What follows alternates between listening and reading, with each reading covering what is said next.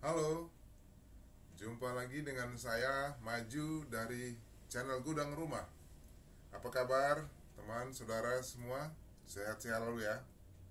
Oke, kali ini saya mau bagikan ilmu tentang 5 langkah aman menjual rumah. Saya siapkan ini berdasarkan pengalaman saya sebagai agen properti yang sudah beberapa tahun berkecimpung. Mudah-mudahan bermanfaat. Ayo kita saksikan.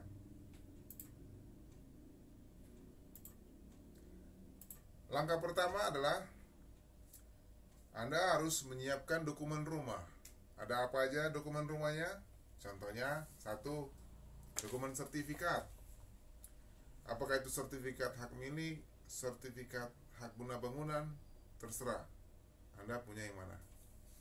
Dalam dokumen ini akan tercantum pada halaman pendaftaran siapa pemilik tanah dan bangunan itu. Jadi di dalam halaman pendaftaran ada nama pemilik. Kedua, jenis sertifikatnya, haknya apa? Hak milik, hak guna bangunan. Yang ketiga, di halaman itu juga kita bisa baca luas tanahnya. Jadi perhatikan benar-benar luas tanah dari rumah itu. Jangan hanya dari iklan, tapi juga dari dokumen sertifikat yang dipegang. Oke? Nah, poin kedua yang disiapkan dokumen adalah IMB, izin mendirikan bangunan. Izin mendirikan bangunan ini mencantumkan alamat objeknya, luas bangunannya, bentuk bangunannya, dan peruntukannya untuk apa? Ataukah untuk hunian, ataukah untuk usaha, wisma, dan sebagainya. Jadi itu menjadi sangat penting. Pada saat buyer kita membeli menggunakan bank atau KPR, maka ini adalah salah satu dokumen yang penting dan wajib ada. Jangan sampai diabaikan. Dokumen ketiga adalah tagihan PBB. Ini seperti ini wujudnya. Tagihan PBB mencantumkan alamat objeknya, siapa pemiliknya, dan luas tanah dan luas bangunannya. Sehingga di bagian bawah akan tercantum nilai jual objek pajaknya. Nah, dari NJOP inilah biasanya pemilik membuat harga, bisa 1,5 atau sampai 2-3 kali dari nilai NJOP yang tercantum di sini. Oke. Jadi itu adalah langkah pertama, menyiapkan dokumen rumah. Kita lanjutkan ke langkah berikutnya. Langkah kedua adalah menyiapkan rumahnya. Kenapa mesti disiapkan? Karena itu yang kita mau pasarkan, yang mau kita jual. Keadaan yang dilihat oleh buyer sangat menentukan apakah dia suka. Karena itu bisa mempengaruhi tahap selanjutnya. Jadi perhatikan benar-benar. Langkah pertama, persiapkan rumah itu rapi, tidak berantakan. Kalau perlu dicat ulang, pagar, tembok, tanaman, rumputnya dicabut, ditata ulang. Nah, apa yang berikutnya? Toiletnya, upayakan itu bersih, kinclong. Jangan ada bekas-bekas yang mungkin membuat orang jadi nggak suka. Nah, satu tips mungkin kalau bisa kasih pengharum. Itu bisa sedikit mempengaruhi dari calon pembeli yang datang. Oke, masih tentang menyiapkan rumah. Kalau bisa, ini saran sih, temboknya dicat ulang warna putih, polos atau apa, yang umumnya orang suka, sejuk.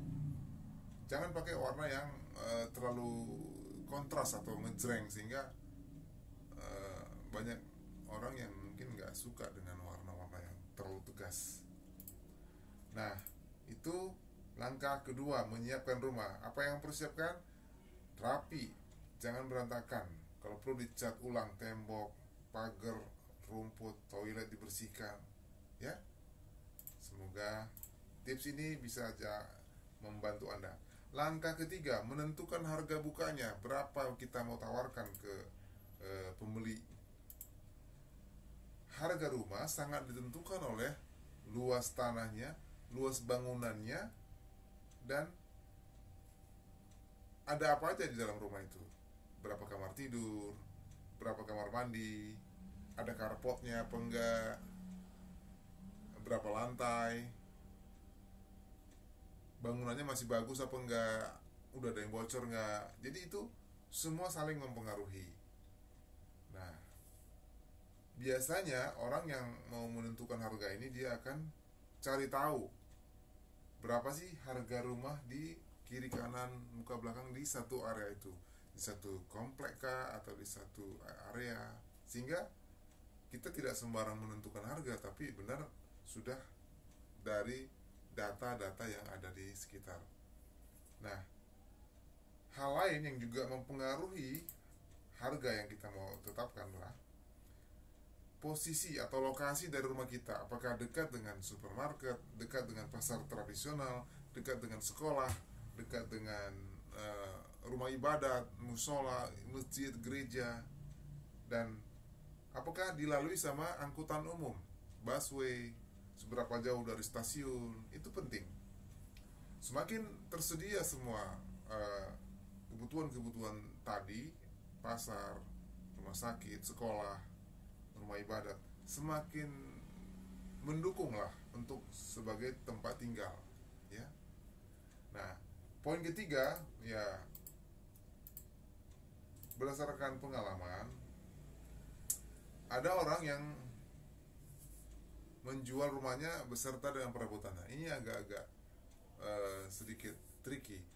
Lebih baik kita sampaikan ke buyer bahwa ini opsi. Kalau ibu mau, bisa beserta dengan perabotannya. Karena ada juga orang yang tidak suka menggunakan barang bekas yang dari penghuni lama, pemilik lama. Jadi Anda harus benar-benar hati-hati di sana menyampaikannya. Kalaupun tidak mau dijual beserta perabotannya, harus disampaikan ini hanya opsi. Oke?